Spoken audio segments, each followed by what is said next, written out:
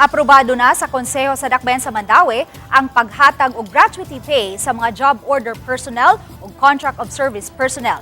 Sa labing unang sesyon karong tuiga sa City Council, gipaspasan ang pagpapasar kaganiha sa ordinansa. Ubos niini ang paghatag sa syudad og tag 7,000 pesos nga gratuity pay alang sa 2024 sa mga JOs ug contract of service personnel. Subay kini sa budget circular sab nga gipakanaog sa Department of Budget and Management ug aprobado sab ni Presidente Ferdinand Marcos. Sa pagpapasar hinuon sa City Ordinance sa Mandaue, dunay guidelines sab niini kun diin ang pipila ka buwan lang nga nagserbisyo mas ubos ug madawat o percentage lang sa kinatibuk-ang kantidad.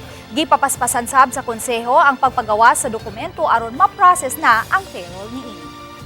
Since today man nato na-approve no ang ordinance, so we have to wait nga magawas pud ni sa SB Secretary gyud ang final ng unsigned ordinance para makasugod na og process kay tungod kinahanglan man to nila ang signed ordinance di man ta maka-process.